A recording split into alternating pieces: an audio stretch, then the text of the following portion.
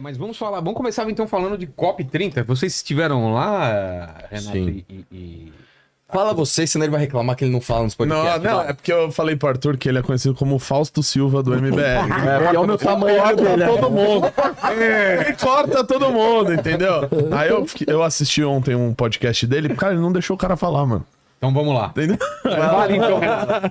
E o pessoal quer que o Renan fale, entendeu? Aí eu fiquei dando os toques nele. Todos vão falar, mas começa você então. Qual foi a ideia e o que vocês viram Cara, por lá? desde julho a gente começou. Eu comecei a planejar essa viagem, né? O Arthur, obviamente, não fez absolutamente nada em prol disso. Ele só falava assim: cara, vê aí, eu vou. Aí beleza. Aí fui atrás, inscrevi a gente como imprensa.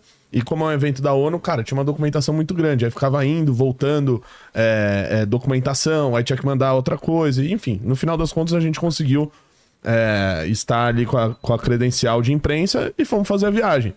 Claro, tinha alguns problemas. Primeiro, preço dos hotéis estavam... Fala aí, valores... que o pessoal falou? Ah, claro. Motel claro. que virou hotel. Sim, e cobrando assim, tem... Qual é a diária de lá? Tipo, dezenas de milhares de reais. Tipo, 10 mil reais um pulgueiro, assim. Né? E aí eu fiquei esse tempo todo pedindo nas minhas lives, falando, meu, se você é de Belém, arruma um lugar aí pra gente e tal. E um colega nosso conseguiu arrumar um hotel pra gente, onde a gente ficou. Hotel mesmo? Um hotel. Era um Quanto hotel, diária? cara, eu não sei quanto tava custando lá, mas devia ser caro pra caramba, assim. Com certeza um valor que não valeria, porque a gente chegou no domingo e saiu na quinta-feira, então era 4, 5 diárias. Ia sair muito caro, caro, mas enfim. Aí a gente conseguiu, e aí no final das contas a gente só comprou a passagem pra ir lá. A gente queria fazer um dia dentro da COP30, mostrar como que é lá dentro, o que tem, falar com as pessoas. E o segundo dia a gente queria mostrar como é Belém. Que acho que essa é a grande. E vocês ponto conseguiram da ser questão. expulso do evento? Então, aí no segundo dia a gente fez isso em Belém, a gente tinha um terceiro dia sobrando, livre. Aí a gente falou, cara, o que a gente faz agora? Vamos voltar lá pra COP30. Aí a gente voltou pra COP e quando a gente foi entrar, a credencial tava suspensa. E aí a gente ficou lá e Não tentou descobriram entender. quem e por quê? A gente tentou entender, foi falar com as pessoas de lá e eles falaram que tava suspensa porque a gente violou os termos de conduta. Tá, qual termo de... Qual tocou nas pessoas. qual termo de conduta? Ah, vocês tocaram em um party delegate. A moça ainda ficou falando o termo em inglês. Tocaram, assim... Que a gente tocou com a mão fisicamente em alguém. rapidamente? E, enfim, isso não aconteceu, né? Obviamente foi por causa do vídeo do Arthur que ele tentou gravar com a Aniele. E na época, quando ele tentou gravar esse vídeo, chegou um segurança, aí ela chamou a Polícia Federal. Nossa. E aí tiraram foto da credencial dele. E o curioso é que eu sequer estava próximo do Arthur nesse momento. E a minha credencial foi suspensa também. Então, obviamente não foi por esse motivo de ter tocado em alguém, até porque a gente não ia fazer isso. Mas essa foi a desculpa que eles deram. E o que vocês viram lá, Arthur? Cara, vamos lá. Todo mundo sabe que a COP é uma fraude, só que... Qual que é a intenção e... Cara, a intenção é Acontece- basicamente você fazer uma festa pra esquerdista falar que tá sinalizando virtude. Porque no fim do dia, cara, a gente foi lá ver a COP, um evento absolutamente mal organizado. A gente conversou com outras pessoas lá que foram em diversas outras COPs. A gente conversou com um indiano. Tava esvaziado, né? De Que ele foi. líderes. Que ele foi, cara, total, assim. Aí você fala assim, bom, vamos pra Copa e a gente vai ver gente do mundo inteiro. É. Não tinha. Tinha. Arthur já, né? Já as piadas. Pois é. Você vê, cara, tô na minha aqui, cara, tô me segurando. Você tá na light. Tô na light. E assim, não, cara, não tinham líderes. A Janja tentou fazer aquele jantar constrangedor, ninguém apareceu, ela mesmo saiu fora. E uma coisa que chamou atenção foi outras pessoas que estavam lá, que foram em outras COPs, reclamaram da organização do evento. A própria ONU reclamou da organização do evento. Porque, cara, é um conjunto de coisas que são que não tem que ser depende de cumpridas. opinião. Então vamos lá. Primeira coisa, o evento estava absolutamente quente.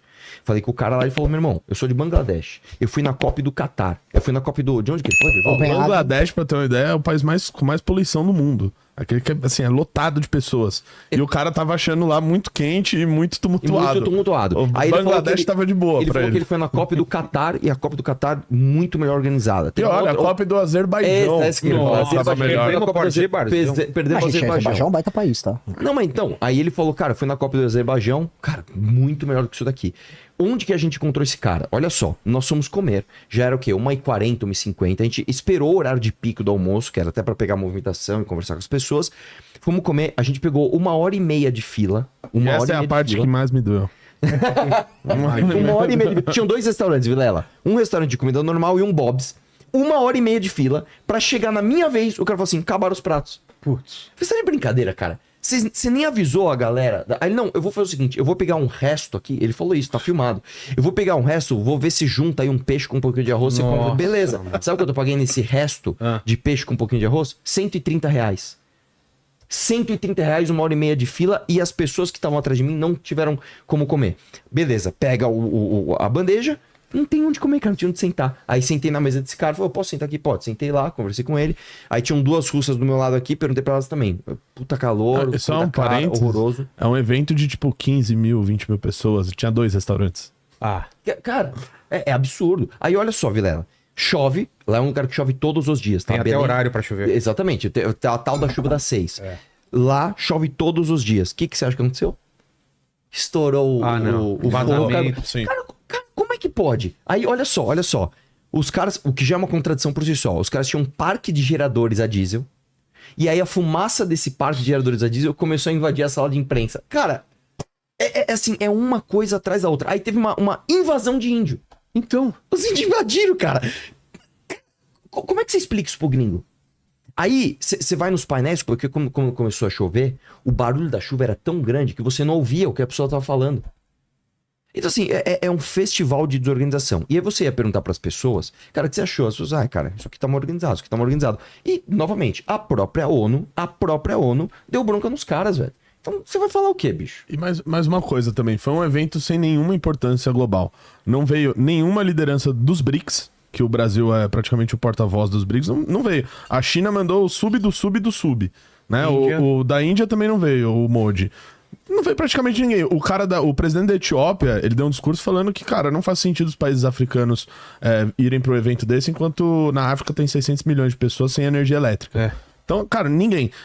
Do Mercosul, presidente do Paraguai, presidente do Uruguai, presidente da Argentina, ninguém veio, cara. Ninguém veio. Veio alguns poucos aliados do Lula, tá? Então, mostra que esse evento, assim, a importância dele foi totalmente reduzida, levada a nada, e muito se dá por causa da organização do Brasil, de ter escolhido Belém para fazer esse evento, e, enfim, de ter tomado aí reclamação de várias delegações e da própria ONU. E foi hoje, né, que o alemão falou? Foi. Tem o vídeo aí? Ele desceu a lenha e eu vi uma galera aí muito indignada com o que ele falou. Sim. Não, o prefeito de Belém tava pistola. Ah, ele reclamou? Reclamou, disse que é preconceito. Porque o cara é alemão, né? Então, com certeza preconceito. Claro. Agora, quando os caras dos países africanos reclamaram... Aí, tá com áudio pro pessoal lá? Que tem legenda, pra gente tá tranquilo. Não, então, mas é mais pro pessoal de casa. Solta aí, então, vamos lá. Meine Damen und Herren, wir leben in einem der schönsten Länder der Welt. Und ich habe einige Journalisten, die mit mir in Brasilien waren, letzte Woche gefragt, wer von euch würde denn gerne hier bleiben? Da hat keiner die Hand gehoben. Die waren alle froh, dass wir vor allen Dingen aus diesem Ort, wo wir da waren, wieder nach Deutschland zurückgekehrt sind in der Nacht von Freitag auf Samstag. Mano. Ai, cara, é que assim... Mas é a galera defendendo, falando, não, ele que não volte mais, a gente não quer você. Será que o pessoal não vê que tem problemas mesmo em Belém?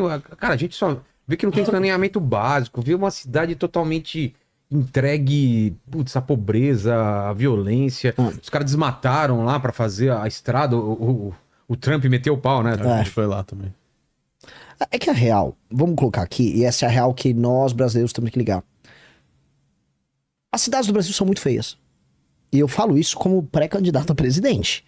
As cidades do Brasil são tirando algum espaço que é bem cuidado, o resto é muito feias. Você vê o Rio é lindo, né? Mas Sim. tem um pedaço, né? Anda 2 km para além da costa Aqui da em São cidade. Paulo, você vai pra Paulista, é linda. Sim, você tem o O centro centro expandido ali. seria Sim. pra tá lindo, tá largado, né? Então, aí você vai pegar, e você falou Rio e São Paulo, que são as cidades que mais recebem turistas do Brasil. Belém não recebe turista. Belém é uma cidade paupérrima. Poderia, né? 55% a 57%, varia as estatísticas das pessoas que moram lá, moram em favelas. É uma cidade absolutamente dependente de envio de recursos federais. O IDH de Belém é péssimo. A renda per capita de Belém, das capitais, se eu não me engano, só perde para Salvador. É baixíssima. Ou seja, Belém é uma cidade muito ruim. E a galera de Belém, assim, fala olhando pra câmera. Vocês sabem do que a gente tá falando. É real. A gente não tinha condição de organizar um evento lá. Mas entraram na pira de fazer, por quê? Porque esse evento da COP, ele é um evento que fica rodando o mundo, pra você ficar se comprometendo com novas metas de emissão e tal. E normalmente não faz nada. Não entrega nada. E o Brasil quer sempre se comportar como um bom menino na sala de aula. Oi, pessoal, eu quero bater essas metas. Nós já temos uma energia renovável bacana, boa parte da nossa matriz é hidroelétrica. O Brasil tem o Código Florestal dos mais avançados do mundo.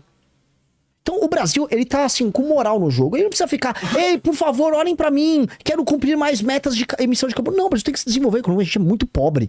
A gente se bobear dá 1% das emissões de carbono do mundo. Definitivamente nós estamos longe de ser o problema. Então a gente não tinha que trazer esse problema pra cá. Trazer um monte de ONG, que é o que aconteceu, que sabota a agricultura brasileira no cenário internacional. E 2, ficar colocando eventos lá dentro, como vocês devem ter visto ali, aqueles índios tacando flecha, andando de tacape, falando em, não pode explorar petróleo da margem equatorial. Lógico que pode, tem que explorar o petróleo da margem equatorial. O Brasil é um país pobre. Todo mundo explora petróleo e a gente não pode. Então a gente organizou um evento, gastou acho que 4 bi, foi 4 bi, Renato? 4 bilhões. 4 bilhões de reais pra passar vergonha lá fora. E que bom que foi só vergonha, porque se tivesse dado certo o evento, isso significaria que o Brasil ia se sabotar mais ainda. Que bom que foi uma vergonha. Porque, volto a colocar, se tivesse líderes internacionais e essas ONGs tivessem feito todo o barulho, tivesse vindo a Greta Thunberg, o que a gente teria no fim? Mais sabotagem na agricultura, proibição da exploração do petróleo em margem equatorial.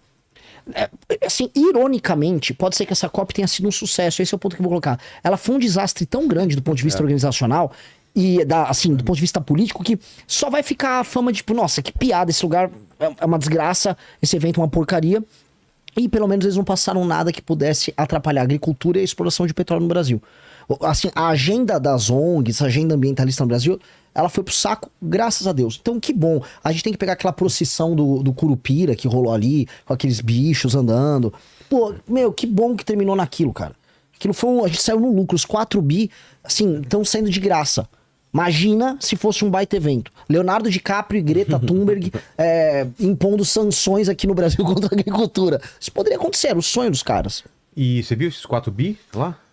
Cara, assim, o que eu vi é o seguinte, lá, principalmente em Belém, tiveram algumas obras que foram entregues, só que o problema é que custo, né, cara? Por exemplo, tinha uma lá que é na Avenida das Docas, era uma obra bonita até, né, Arthur? Tava bem feito. O que era? É uma avenida lá que eles mexeram na avenida inteira, tal, ciclofaixa, um parque ali no meio, um negócio assim. Só que, cara, custou 400 milhões de reais. E aí compararam com uma cidade no interior de São Paulo que tinha feito uma obra bem parecida com aquela e gastou 40. Então, assim, pra que serviu no final das contas a COP? Depois que ela foi anunciada, o governo estadual, federal, municipal começaram a fazer várias obras, querendo fazer rápido pra estar pronto na COP com contrato de emergência. Que aí não precisa ter... Exato, dispensa de licitação, etc. E aí começou a roubalheira danada, né, cara? Tanto que, assim, a maioria dos dados que os governos têm que apresentar pra fazer determinadas obras, você falou da estrada lá que o Trump deu uma zoada, que ele falou, matou pra caramba. Vocês desmataram ali a Amazônia e estão fazendo um evento ali pra celebrar e tal. É claro que aquela obra é uma obra importante, no final das contas, né? Só que a maneira com que ela foi feita a toque de caixa por causa da COP. E aí, a partir disso, os governos, com a dispensa de licitação e contratação emergencial, eles basicamente dispensaram que eles precisassem provar e mostrar vários dados. Então, ficou tudo de maneira totalmente não transparente, né? Então, aquela obra, por exemplo, você tem que fazer uma compensação ambiental. Os governos... dane-se isso. E aí começou a ser criticado não só pelo Tribunal de Contas da União, mas até outras organizações também começaram a falar, o que vocês estão fazendo aqui é claramente algo para enriquecer alguém. E a gente sabe quem, né? No caso do Pará é a família Barbalho. A gente até tava vendo que lá no Pará o governador é da família Barbalho, o senador é da família Barbalho, o prefeito é da família Barbalho, o TCE é da família Barbalho, o tribunal dos municípios que tem no Pará é dos Barbalhos, a mãe do cara era deputada federal, a tia dele é deputada federal, a família inteira tá na política, os caras mandam ali, é uma oligarquia nojenta, corrupta, né? E pra eles esse evento foi bom. Então, se alguém me pergunta sobre a COP, pra quem que foi bom pra família Barbalho.